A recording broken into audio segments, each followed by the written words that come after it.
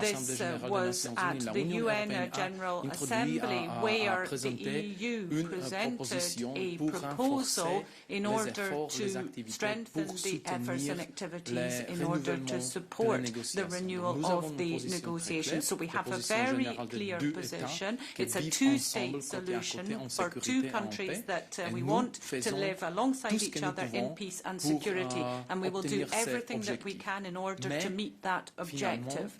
But it's the duty of both sides to sit down at the negotiating table and resume those negotiations, and we are there to support them in this process. That is what we do every day, every month of every year. Thank you. Peter, this is firstly for you. I mean, we're all totally appalled by what happened on Saturday and acknowledge that Israel has a right to defend itself. But in your answers yesterday, you said that that right to defence must be done with respect to international law. So I'm wondering, do you consider the cuts to electricity, water supplies, the heavy bombing of densely populated population to contravene international law?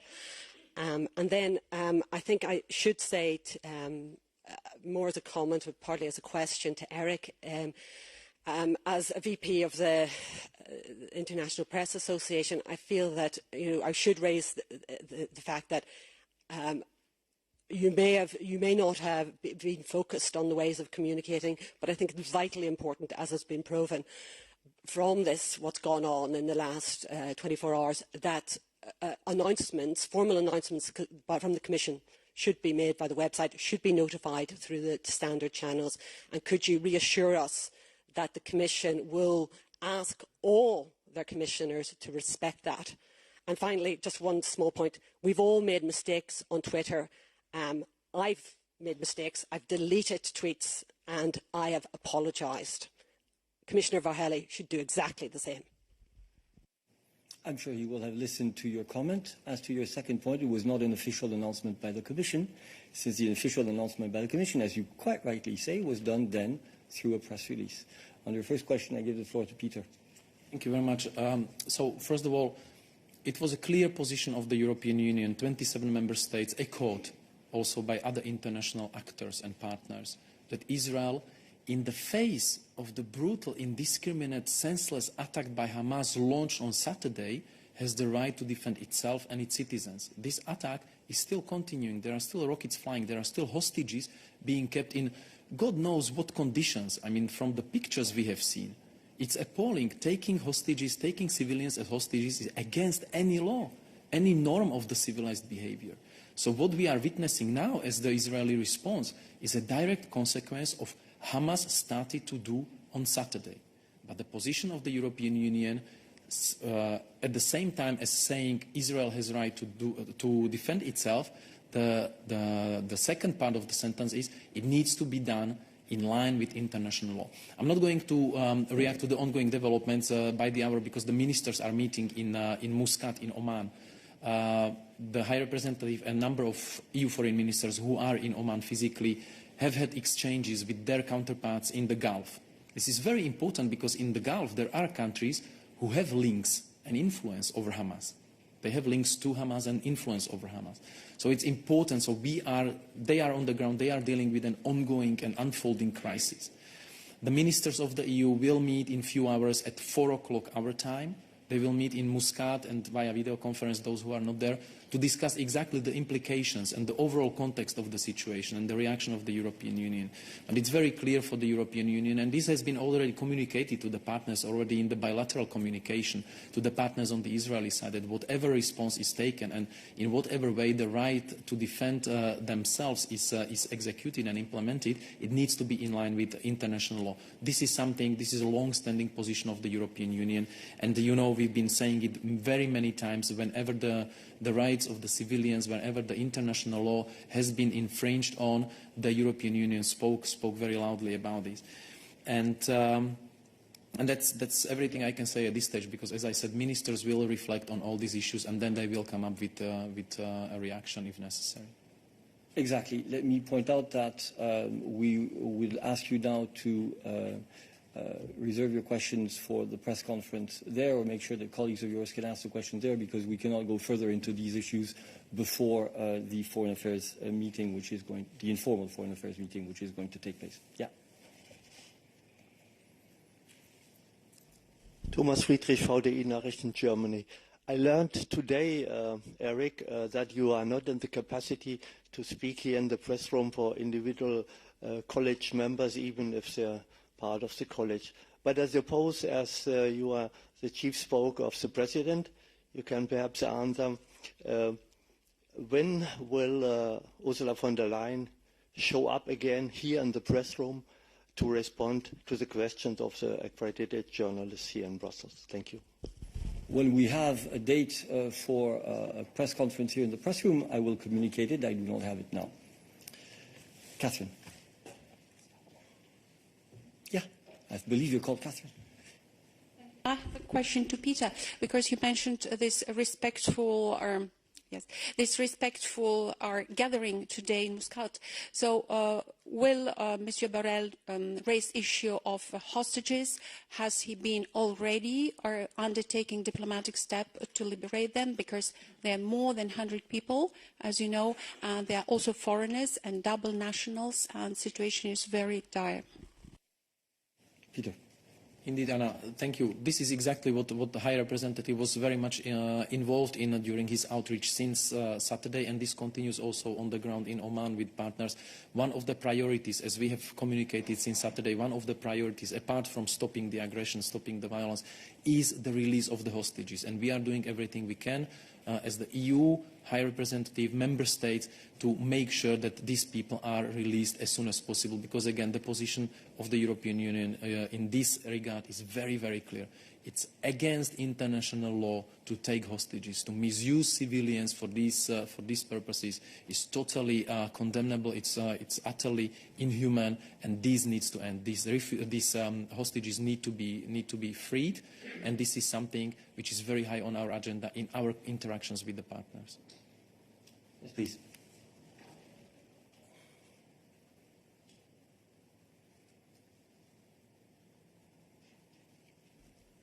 Okay, thank you. Barzan Hassan, reporter from Kurdistan 24. I am, as a journalist, always want to peace. Right now, there are three battles between the Ukraine, Russia, and Hamas, Israel, and Turkey, Kurdish in North Syria. When people from Ukraine, they are fighting, defense their country against Russia, you said they are heroes. And don't you think people from Palestine, more than decade and decade, they are fighting for their land because they don't have a country, they don't have land. And also Kurdish in Middle East, they are fighting, they are defend, they are looking for the land, they don't have a country. So, and always you can see on the media, they said Kurdish or Palestinian, they are terrorists. Why terrorists? They are looking their defense. They are fighting for their land. So why they are, when you don't have a country, you are fighting? Why they are terrorists? Could you just explain me, please?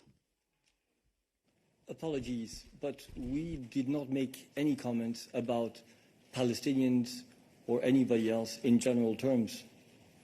We made comments about specific actions of specific individuals on a specific event, which took place during the day of Saturday, and which led to the massacre of innocent people who were at a festival, who were at their homes, some of whom were raped before they were killed, some of whom were then taken hostage. We're talking about specific individuals during a specific event. And your comment relates to something completely different. And on that, as Peter has said, and he will repeat, as long as necessary, the European Commission, which is indeed a peace project, it's its very nature, has extremely clear positions. But please, please, do not put in our mouth words which we have not used. Yes, please. Okay, I'm Giulia Renzi from Total You Production. Are you discussing also about energy and about the prices that are increasing because of this war? So how Commission will respond to this and how could respond to this? Thank you. Thank you. Obviously, we're monitoring developments related to these events from all possible angles, and you are right to mention the fact that we have seen reports of increases in oil and gas prices, and this is obviously something that we are keeping a close eye on. Yeah, Nawab. Thanks, Eric. Peter, beyond the meeting today with the GCC and the contacts with the Arab world, is the ES also thinking of contacting the wider Muslim world? Because as you are aware that the issue of Al-Aqsa is not only an Arab issue, it's an Islamic world issue. So are you thinking of taking contact with the other Muslim countries also? Thank you. Go ahead. Waiting for the red light. Thank you, Nawab. Of course, I mean, we are not limited in our outreach. So on Saturday, it was immediately necessary to be in touch with those who are closest to the conflict. Then we enlarged the scope of the engagement going to the Gulf.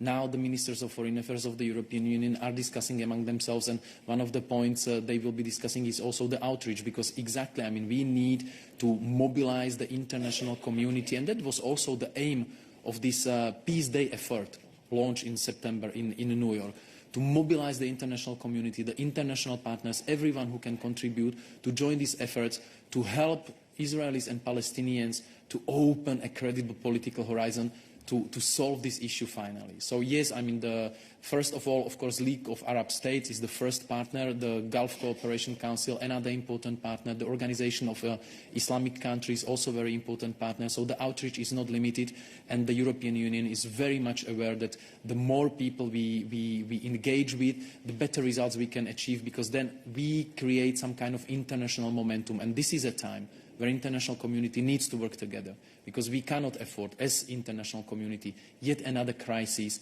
that leads to more violence and to more instability, because in the end, it's ordinary people paying the price and ordinary people suffering. Thank you very much. Yeah.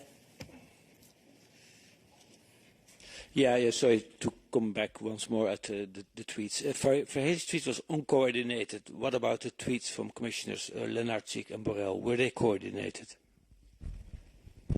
The tweet from Commissioner Lenarčič expresses a very factual point of view, which is that humanitarian aid is always something that we focus on, and that is not subject to review. And there were, of course, as I said, contacts between the Commission President and members of her college in the course of the afternoon on this issue. And obviously, the HRVP, who was present as Muscat, is one of those with whom she was in contact.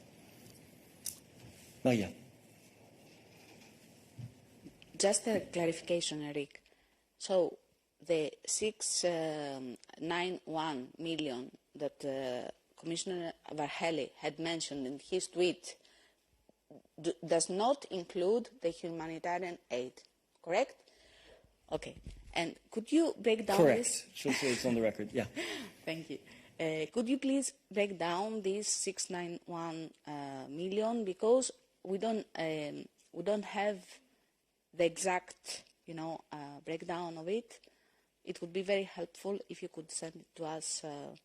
If not now, thank you. We will happily do that. Basically, you have three main types of beneficiaries. Okay, one is UNWRA, UNRWA. The second is the Palestinian Authority, and the third are projects, individual projects, which are financed. And if you look at 21, 22, and 23, the money is allocated to these three types. Across those years, but we'll be happy to provide a breakdown with Anna later on this. Okay, Diego, and then I'll have to go back to Interaction. Thank you. Just very quick, after the unofficial announcement by the Commissioner, have you been in contact with Member States who voiced their concern, and what role played this in the process? Well, of course, we're in contact with all our partners on such grave matters, and we have indeed been in touch with a certain number of member states, obviously, or they have been in touch with us. Okay, let me go back to the platform. David.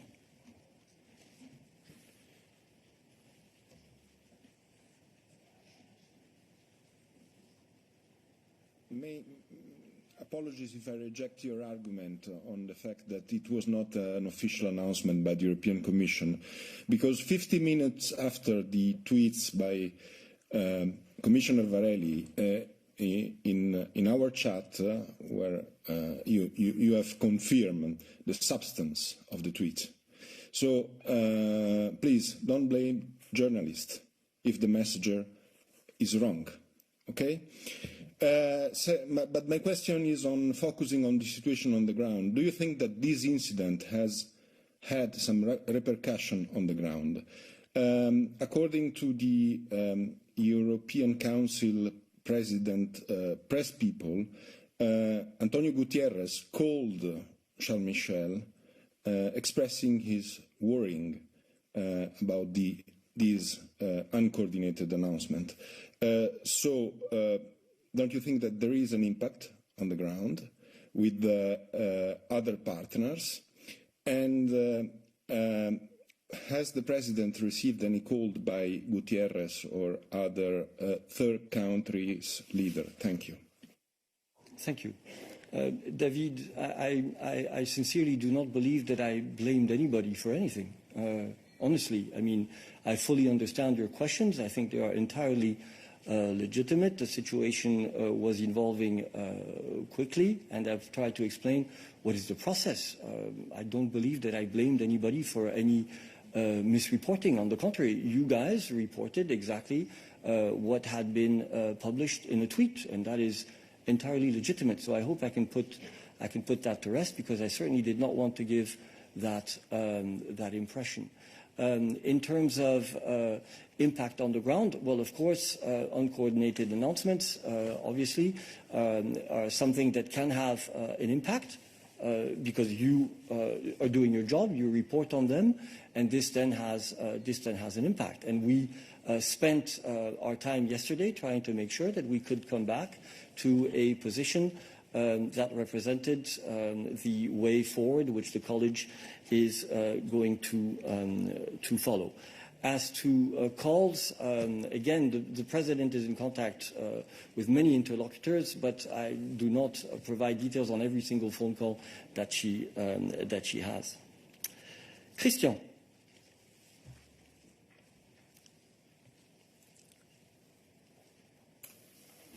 Oui, bonjour. Yes. Good afternoon, Peter. I just want to know to what extent the announcements of Commissioner Varhelyi and then the stance of the Commission on the review of development aid. Well, he never talked about humanitarian aid in his tweet. So I just want to know what will be the impact on the actions carried out by Mr. Borrell. So he already had some issues with Palestinians before. So Twitter has become a source of news, and a tweet from a commissioner is seen as a tweet from the Commission. So the media outlets really paid attention to this announcement. It had ramifications around the planet. David spoke of the concern of Mr. Guterres. Spain has also said that they had issues with the stance of Commissioner Varhelyi. I just want to come back to something that you said before. President von der Leyen is in constant contact with her commissioners. Is she in contact with Commissioner Varhelyi? Has she spoken to him about this? People saw this disaster coming. There's a problem problem now. We can no longer consider Mr. Vaheli to be a reliable commissioner if he's unable to write a proper tweet. Then he's going to have to be called into order. So it's going to have to learn some lessons in communication. Well, you don't need to apologize. Je ne peux que réitérer I would just like to reiterate ce que j'ai dit. What I have already said. Vous avez un communiqué de presse de la Commission a press release from the Commission qui maintenant fixe la position. Which sets our position. Je comprends parfaitement. I completely il est understand. Légitime que vous soyez basé sur les éléments qui ont été mis sur le réseau X par le commissaire Vaheli. So you're basing yourself on something that was on the X social network by Commissioner Vaheli, and I would have done the same if I was in your vous avez position. été un certain nombre à essayer de recouper l'information. Nous avons essayé de faire notre put together the information. We've been doing our job as well, and it's taken a bit of time. Je ne remets absolument pas en cause. Au Here, contraire, once again, I'm not at all questioning les informations the qui sont sorties dans vos that médias has sur come out base in your media outlets. du tweet ou du X, je ne sais pas comment on dit, du commissaire Vaheli. I don't quite know how to call it any more than it's called X instead of Twitter. Ce que je vous dis, c'est que les choses ont évolué par la suite. So Vous avez maintenant un communiqué de presse really developed, but now you have an official press release from the Commission, and that really clears up the stance les choses. Et je te répète encore une fois qu'avant ce tweet, so once again, before this tweet or il n'y a X, pas eu de coordination there was no coordination with the other members of the college from Commissioner Vaheli. Voilà, nous allons prendre encore quelques petites we're going to questions. take a few brief questions. Laurence. Hey, thank you. I'm going to ignore the Vaheli thing. I have 4 questions. I've left them on Twitter for you. I have a question for Peter on Iran, if Peter's still there. Yeah. Peter, can you tell me, did the High Rep reach out to Abdollahian, or was it the other way around on the call that they had?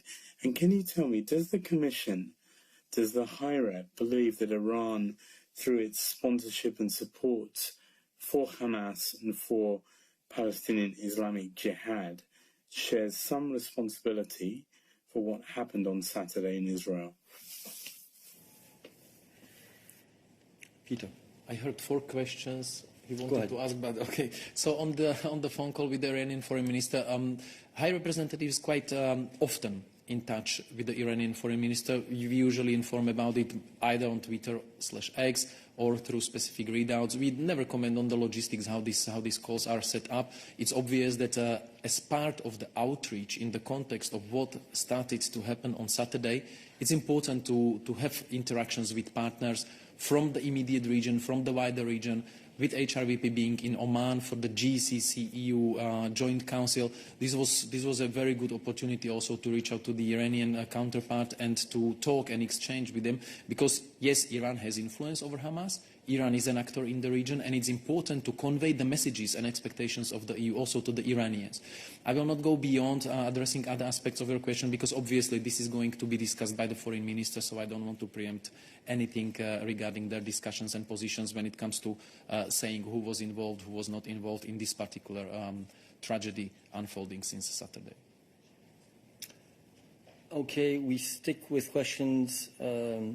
Well, Lawrence, you had other questions, but again, please bear in mind now that we have an informal Foreign Affairs Council. There will be a press conference at the end of it, and so we cannot answer all your questions on other foreign affairs issues at this point. But Lawrence, you have the floor. Bear with us. Okay. Thank you. Mathieu. Oui, bonjour. Vous m'entendez? Yes, good afternoon. Can you hear me? Nous aimerions te we voir can hear you, but we would like to be able to see the whole of your face, not just part of it. Okay, good, better, thank you. Although the sound is still not good. I'd like to come back to the question of respect of international law. If I've understood correctly, the UNHCR believes that the complete surrounding siege of Gaza violates international law. I don't know whether you would agree with that analysis, because they recall that Israel, despite the terrorist attack, still has to respect human rights and international law. And the second point I wanted to raise is with regard to the illumination of the Berlaymont building. May I ask that second question? Yes, we've seen the Israeli flag on the outside of the Berlaymont building. We have had the Ukrainian flag displayed before. It's a way of communicating solidarity on behalf of the EU vis-à-vis a country that is under attack. But I was just wondering who decides to light up the Berlaymont in that way. Is this the prerogative of the President? Is this a college decision? Or is that at a different level, a Secretary General level? Who makes that decision? On the first question, Peter, let me repeat, the EU position is very clear. It has been clear since the joint statement made on Saturday with the G7 on this point. It is, of course, essential that human rights are respected. As I've said on several occasions, we will discuss all of the ramifications of this latest escalation at the Emergency Foreign Affairs Council this afternoon, so I do not want to preempt the outcome of that meeting. Then on the other question, on the lighting of the Berlaymont building, it is the people in charge of communication who are close to the President who evaluate the situation together with colleagues who are in particular responsible for different dossiers. So there's not a specific procedure as such, it's on a case-by-case basis, but a decision is made by the people who work in this field. I have one last hand raised. Fatloum, if I'm not mistaken. Yes, thank you. It's on Kosovo-Serbia relations. EU has made it clear that it will wait for full investigation to take actions towards Serbia, possible actions towards Serbia or Kosovo or anyone else involved in the terrorist attack. But I need two short confirmations about this. Has EU received any preliminary report on the terrorist attack? And could you please confirm if there is a draft package of measures against Serbia? And related to this, in the current situations, EU has asked to return to dialogue. Do you think that the return to dialogue will be in an equal and balanced process, while Kosovo is under measures and Serbia is just normal, like nothing happened? Thank you. Thank you, Fatloum. The measures introduced in relation to Kosovo were in direct response to the escalation that we have seen, or the lack of the escalation that we have seen previously. I'm not talking about the 24th of September benchmark, but before that. The member states still have not seen enough satisfactory steps towards meaningful de-escalation. That's why the measures are still in place. When it comes to the position of the European Union regarding the dialogue, I mean, there's no way around it. There needs to be a return to the dialogue. The EU is a facilitator of the dialogue. The EU is the honest broker, helping the parties to find a consensus. We repeated that many times. There's nothing new to say about it. The EU path of both Serbia and Kosovo goes inevitably through EU-facilitated dialogue. There are no bypasses around this. Both parties need to understand that. So the dialogue needs to resume, and they need to engage in a meaningful way by trying to achieve the necessary compromise in order to normalize their relations. When it comes to the investigation, again, I can repeat what we said many times already. We expect the full result of the complete investigation. So once the investigation is concluded and the results are there also for the European Union to see, to have a very clear picture about what happened, who was behind it, then the EU will decide next steps. Fatloum, you have a follow-up. Just a short follow-up. Kosovo side, Prime Minister, President had made it clear that they will not meet President Vučić until Serbia is under sanctions, under measures. what's the EU position? You said it, that, but also the second part of my first question, is there a prepared package of measures against Serbia? Can you confirm if there's only a package? We're not asking about annunciation. Thank you. But Fatlum, in our work, it's about the decisions and results, not about procedures. The procedures are internal and confidential usually, so I will not go into details when describing what is being done, what is being prepared or not. The European Union was very clear. Unless there is the escalation, or if there is more escalation, we stand ready to introduce certain measures in response to these. Some of the measures have been introduced already.